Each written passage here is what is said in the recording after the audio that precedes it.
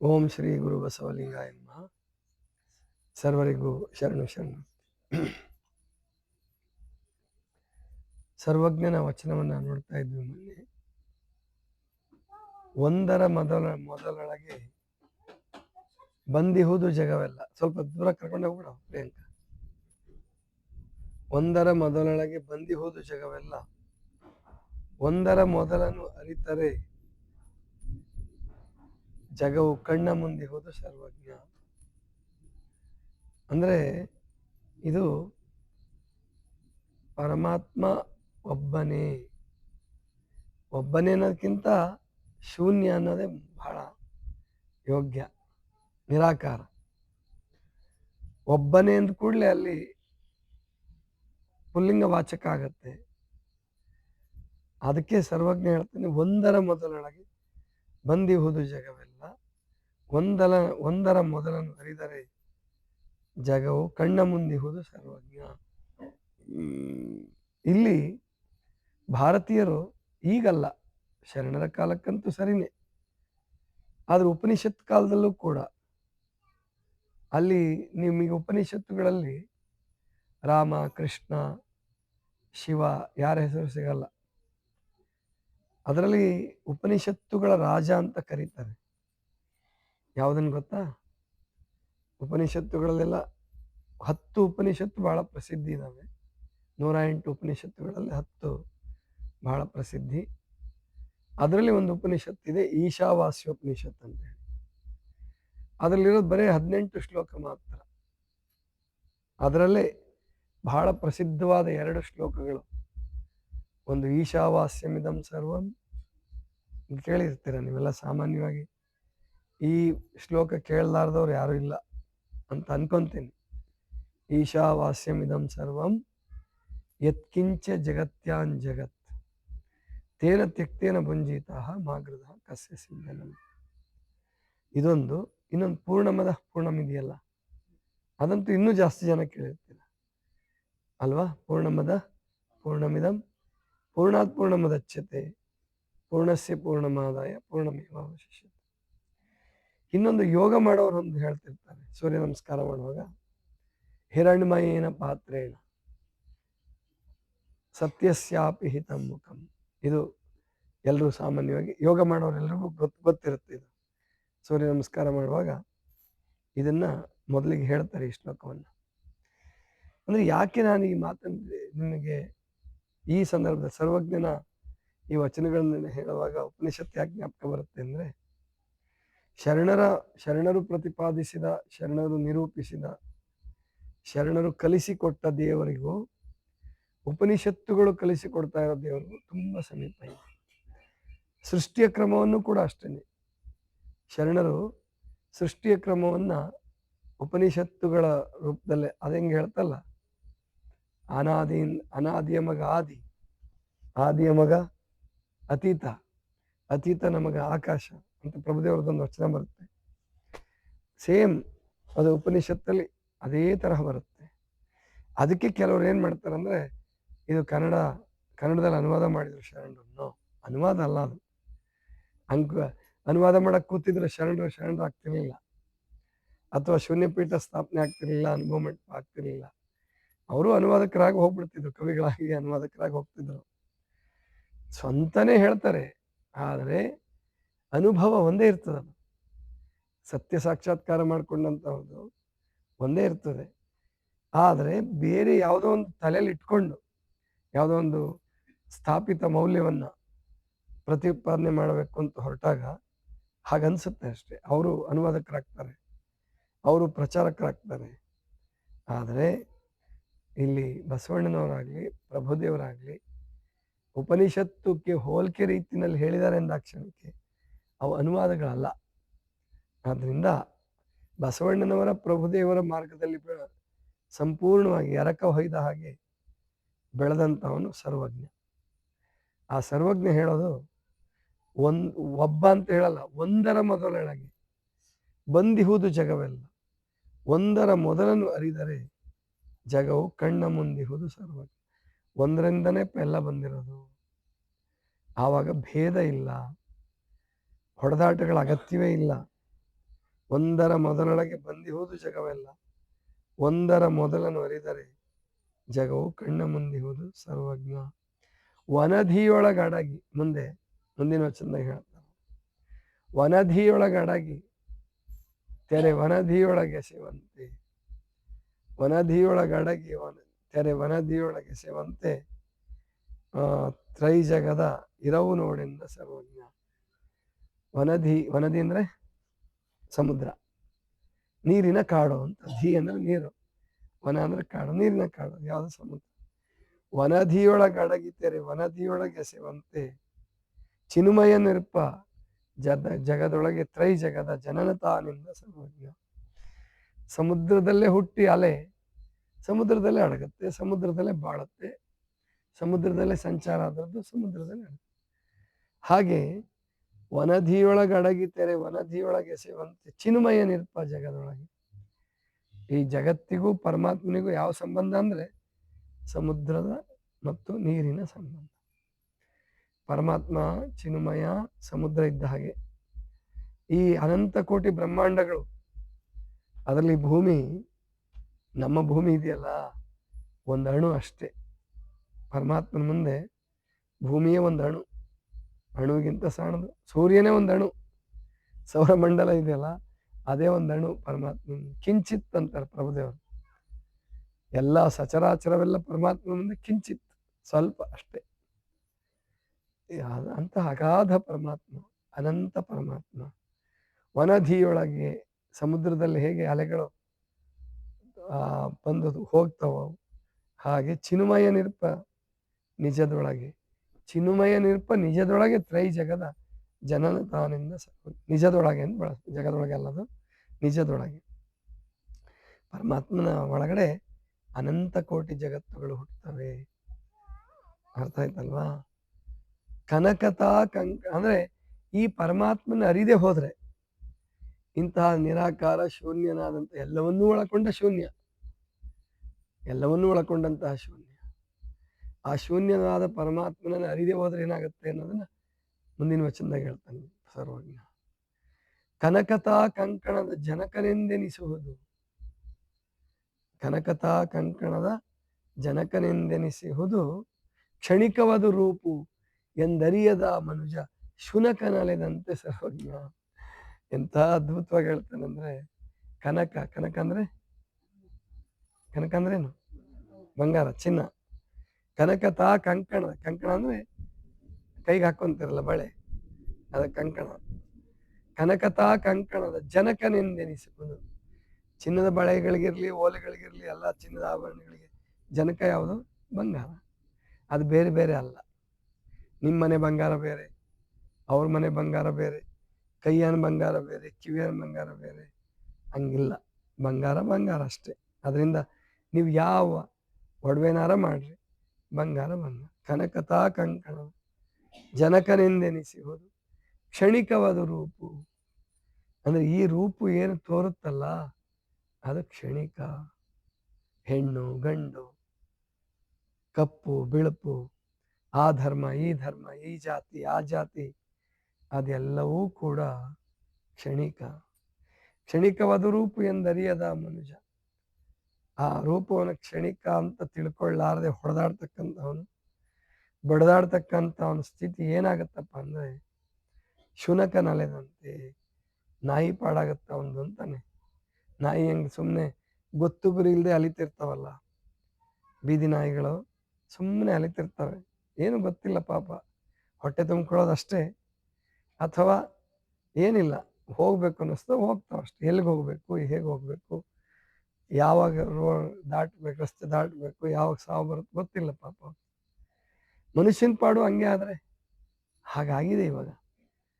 ಅದರಲ್ಲೂ ಈ ಕಾಲದಲ್ಲಿ 18ರಿಂದ 20ನೇ ಶತಮಾನ 21ನೇ ಶತಮಾನ ಒಂದು ರೀತಿ ವಿಜ್ಞಾನ ಮನುಷ್ಯನಿಗೆ ಇನ್ನೇನೋ ಒಂದು ಪಾಠ ಕಲಿಸ್ತಾ ಇದೆ ಅಂತ ಅನ್ಸುತ್ತೆ.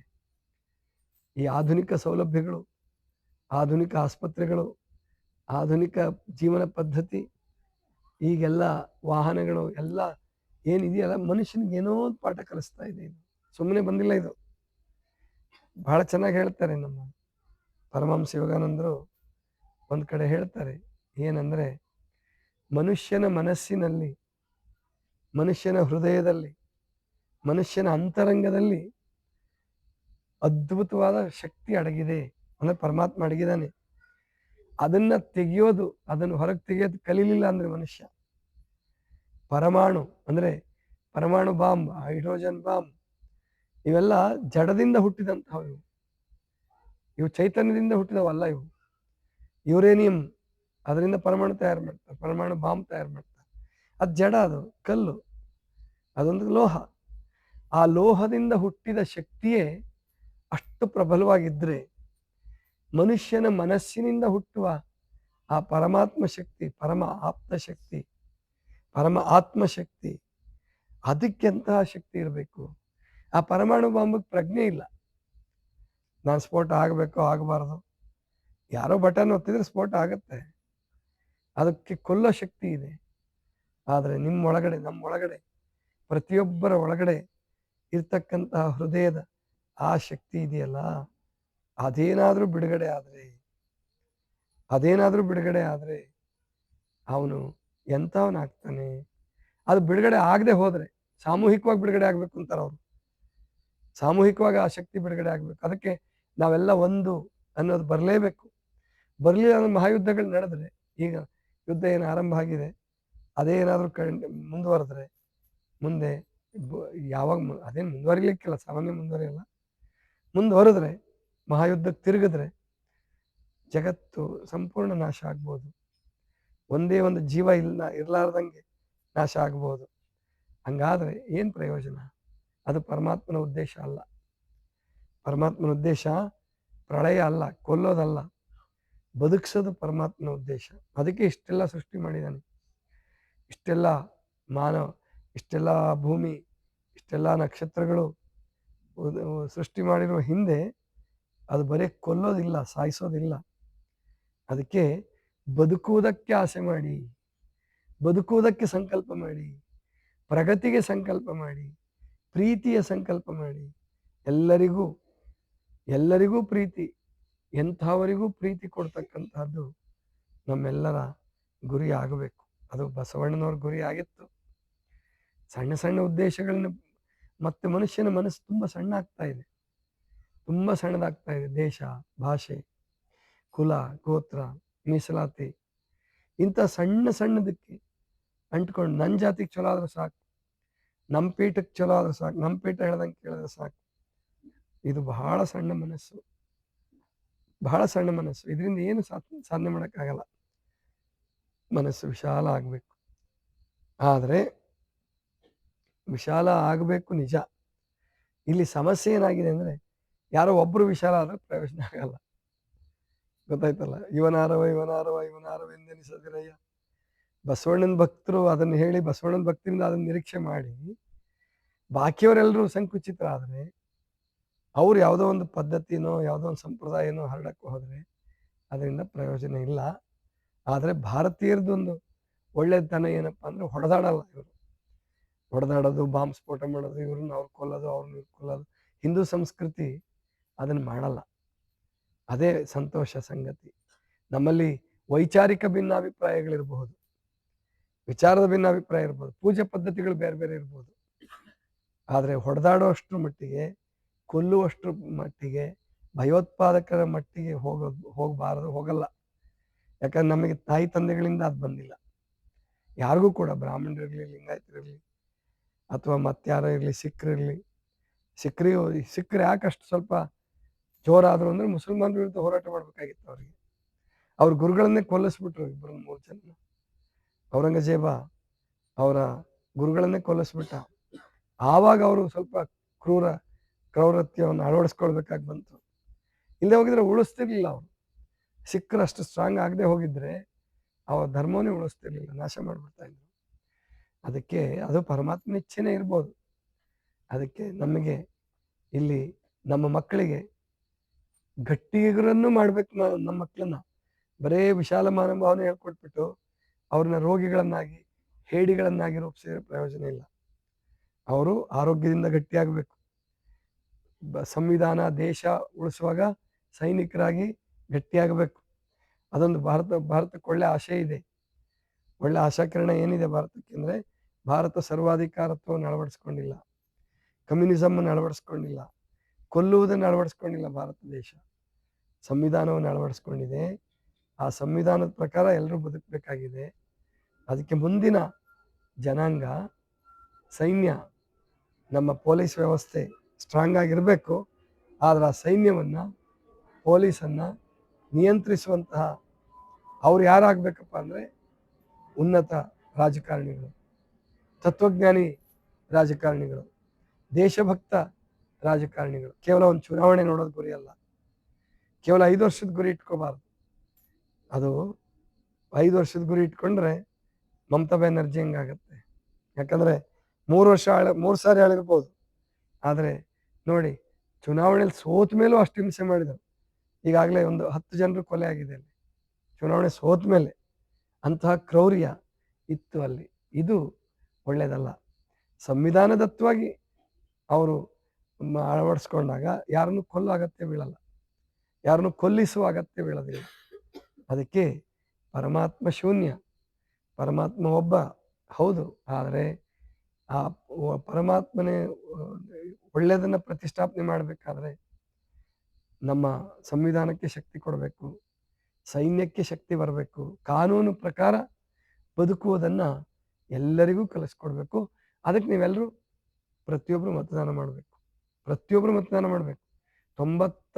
93% ಮತದಾನ ಆಯಿತು ಪಶ್ಚಿಮ ಬಂಗಾಳದಲ್ಲಿ. ಇಡೀ ದೇಶದಲ್ಲಿ ಯಾವ ರಾಜ್ಯದಲ್ಲೂ ಅಷ್ಟು ದೊಡ್ಡ ರಾಜ್ಯ ಮತ್ತದು. ಕರ್ನಾಟಕಕ್ಕಿಂತ 1.5 ಪಟ್ಟು ದೊಡ್ಡದದು. ನಮ್ಮ ಕರ್ನಾಟಕದಲ್ಲಿ 124 ಇದ್ರೆ ಅಲ್ಲಿ 294 ಇದೆ. ಭಾಳ ದೊಡ್ಡದು. ಅಂದರೆ ಜನಸಂಖ್ಯೆ ಭಾಳ ಇದೆ. ಸುಮಾರು ಒಂದು 15 ಕೋಟಿ ಜನಸಂಖ್ಯೆ ಮೇಲೆ ಇರಬೇಕು. 15-16 ಕೋಟಿ ಅಥವಾ 17 ಕೋಟಿನೇ ಇರ್ಬೋದೇನೋ ಗೊತ್ತಿಲ್ಲ. ಅಷ್ಟು ದೊಡ್ಡ ರಾಜ್ಯ ಇದ್ದರು, ಅಷ್ಟೊಂದು ವೋಟಿಂಗ್ ಮಾಡಿದರು. ಆಮೇಲೆ ಎಷ್ಟು ಹಿಂಸೆ ಇತ್ತು ಅಲ್ಲಿ ಅಂದರೆ, ವೋಟ್ ಹಾಕೋರನ್ನ ಸಾಯಿಸ್ತಿದ್ರು ಅಥವಾ ಅವ್ರಿಗೆ ಬೆದರಿಸ್ತಿದ್ರು, ಬೂತ್ನೇ ಕ್ಯಾಪ್ಚರ್ ಮಾಡ್ತಿದ್ರು. ಈ ಸಾರಿ ಭದ್ರತೆ ಇಟ್ಕೊಂಡು ಹಾಕಿದ್ರು ಜನ. ಆದರೆ ನಮ್ಮಲ್ಲಿ ಏನು ಅಂತ ಗಲಾಟೆ ಇರಲ್ಲ ಕರ್ನಾಟಕದಲ್ಲಿ. ಯಾಕೆ ವೋಟ್ ಹಾಕಕ್ಕೆ ಹೋಗ್ಬಾರ್ದು? ಬೆಂಗಳೂರಲ್ಲೇ ಕಡಿಮೆ ಆಗುತ್ತೆ ವೋಟಿಂಗು, ಹಾಗಾಗಬಾರ್ದು. ವೋಟು ಎಲ್ಲ ಕಡೆ ಮತದಾನ ಮಾಡಬೇಕು. ನಮ್ಮ ದೇಶ ಉಳಿಬೇಕು. ಅರವಿಂದ್ರ ಹೇಳ್ತಾರೆ, ಭಾರತ ದೇಶ ಉಳಿಬೇಕು. ಯಾಕೆಂದರೆ ಇದು ಪರಮಾತ್ಮನ ಪ್ರಯೋಗಶಾಲೆ ಅಂತ ಕರೀತಾರೆ. ಲ್ಯಾಬೊರೇಟರಿ ಆಫ್ ಗಾಡ್, ಪರಮಾತ್ಮನ ಪ್ರಯೋಗಶಾಲೆ ಇದು. ಯಾಕೆ? ಶಾಂತಿ, ಸತ್ಯ, ಅಹಿಂಸೆ, ಬ್ರಹ್ಮಚರ್ಯ, ಯೋಗ, ಪ್ರಾಣಾಯಾಮ, ಧ್ಯಾನ ಎಲ್ಲವನ್ನೂ ಪ್ರಯೋಗ ಮಾಡೋದಕ್ಕಾಗಿ ಇರ್ತಕ್ಕಂಥ ಭೂಮಿ ಇದು. ಅದಕ್ಕೆ ಇದು ಶಾಂತವಾಗಿರಬೇಕು, ಇದು ಸಮಾಧಾನವಾಗಿರಬೇಕು. ಅಂತಹ ಭಾರತ ದೇಶದಲ್ಲಿ ಯಾವುದೋ ಒಂದು ಧರ್ಮ, ಯಾವುದೋ ಒಂದು ಪಂಥ, ಯಾವುದೋ ಒಂದು ಮತ ಆದರೆ ಸಾಧ್ಯ ಇಲ್ಲ, ಆಗೋದಕ್ಕೂ ಸಾಧ್ಯ ಇಲ್ಲ. ಎಲ್ಲರೂ ಬದುಕಬೇಕು, ಎಲ್ಲರೂ ಬದುಕಬೇಕು. ಆದರೆ ನ್ಯಾಯಯುತವಾಗಿ ಬದುಕಬೇಕು, ಕಾನೂನು ಪ್ರಕಾರ ಬದುಕಬೇಕು. ಇನ್ನೊಬ್ಬರನ್ನ ಕೊಂದು ಬದುಕೋದಲ್ಲ, ಇನ್ನೊಬ್ಬರನ್ನ ಕೊಂದು ಇನ್ನೊಬ್ಬರಿಗೆ ಹಿಂಸೆ ಕೊಟ್ಟು ಬದುಕೋ ಪದ್ಧತಿ ಭಾರತೀಯ ಪದ್ಧತಿ ಅಲ್ಲ. ಆದ್ದರಿಂದ ಕನಕತಾ ಕಂಕಣದ ಜನಕನೆಂದೆನಿಸುವುದು ಕ್ಷಣಿಕವಾದ ರೂಪ. ಇವೆಲ್ಲ ಕ್ಷಣಿಕ, ಯಾವುದೇ ಇರಲಿ ಅವೆಲ್ಲವೂ ಕ್ಷಣಿಕ. ಆದರೆ ಸತ್ಯ ಒಂದೇ, ಅದು ಶೂನ್ಯ, ಪರಮಾತ್ಮ. ಯಾರು ಪರಮಾತ್ಮನಿಗೆ ವಿರುದ್ಧ ನೀವು ನಡೀತಾರೋ ಆ ಧರ್ಮ ನಾಶ ಆಗತ್ತೆ. ಪರಮಾತ್ಮನ ಪರವಾಗಿ ನಿಯಮಗಳನ್ನು ಅರ್ಥ ಮಾಡ್ಕೊಂಡು ಯಾವ ಧರ್ಮ ಬದುಕುತ್ತೋ ಆ ಧರ್ಮ ಖಂಡಿತ ಬದುಕುತ್ತೆ. ಅದಕ್ಕೆ ಖಂಡಿತ ನೆಲೆ ಇದೆ ಅನ್ನೋದಕ್ಕೆ ಭಾರತೀಯ ಸಂಸ್ಕೃತಿನ ಸಾಕ್ಷಿ. ಭಾರತಕ್ಕೆ ಸ್ವಾತಂತ್ರ್ಯ ಬಂದಿದ್ದೇ ಸಾಕ್ಷಿ. ಸುಮಾರು ಕೋಟಿ ಜನ ಹೋರಾಟ ಮಾಡಿದ್ದಾರೆ. ಬರೀ ಲಕ್ಷ ಸಂಖ್ಯೆಯಲ್ಲ, ಕೋಟಿ ಜನ ಬಲಿದಾನ ಮಾಡ್ಕೊಂಡಿದ್ದಾರೆ ಭಾರತದ ಸ್ವಾತಂತ್ರ್ಯಕ್ಕಾಗಿ. ಈ ಸ್ವಾತಂತ್ರ್ಯ ಉಳಿಬೇಕು, ಬೆಳಿಬೇಕು, ನಿಯಮಬದ್ಧವಾಗಿ ನಡಿಬೇಕು. ಇನ್ನು ಕೊನೆಯದಾಗಿ ಹೇಳ್ತಾನೆ ನಾನು, ಸರ್ವಾಂತರ್ಯಾಮಿ ಓರ್ವನೇ ಎಂಬುವ ತತ್ವ ನಿಶ್ಚಯವಾಗಿ ಇರುತ್ತಿರಲು ಮೋಕ್ಷತ ಸರ್ವರಿಗೆ ಸುಲಭ ಸರ್ವಜ್ಞ. ಅಂದರೆ ಸರ್ವಾಂತರ್ಯಾಮಿ ಓರ್ವನೇ ಎಂಬುವ ತತ್ವ ನಿರ್ದಿಷ್ಟವಾಗಿ ಇರುತ್ತಿರಲು ಮೋಕ್ಷತ ಸರ್ವರಿಗೆ ಸುಲಭ ಸರ್ವಜ್ಞ. ಸರ್ವಾಂತರ್ಯಾಮಿ ಪರಮಾತ್ಮ ಒಬ್ಬನೇ, ಎಲ್ಲರಲ್ಲಿ. ಕೆಟ್ಟವರಲ್ಲೂ ದೇವರನ್ನು ಕಂಡ್ರು ನಮ್ಮಲ್ಲಿ. ಕಳ್ಳರಲ್ಲಿ ದೇವ್ರನ್ನ ಕಂಡ್ರು, ಕೊಲೆಗಡಕರಲ್ಲಿ ದೇವ್ರನ್ನ ಕಂಡು ಅವ್ರನ್ನ ಪರಿವರ್ತನೆ ಮಾಡಿದ್ರು, ಅವರು ದೇವರಾಗ್ಬಿಟ್ರು. ಅಂತಹ ದೇಶ ನಮ್ಮದು, ಅಂತಹ ನಾಗರಿಕತೆ ನಮ್ಮದು, ಅಂತಹ ಸಂಸ್ಕೃತಿ ನಮ್ಮದು. ಅಂತಹ ಸಂಸ್ಕೃತಿಯನ್ನು ಉಳಿಸ್ಕೊಳ್ಬೇಕು, ಬೆಳೆಸ್ಕೊಳ್ಬೇಕು. ನಿಮ್ಮ ಮಕ್ಕಳನ್ನು, ನಿಮ್ಮ ಮುಂದಿನ ಜನಾಂಗವನ್ನು ಹೀಗೆ ತಯಾರು ಮಾಡಿ. ಅಂದರೆ ಮಾತ್ರ ಒಳ್ಳೆಯದು ಬೆಳೆಯುತ್ತೆ, ಒಳ್ಳೆಯದು ಉಳಿಯುತ್ತೆ. ಇದಿಷ್ಟು ಇವತ್ತಿನ ಚಿಂತನ. ಸರ್ವರಿಗೂ ಶರಣ ಶರಣ.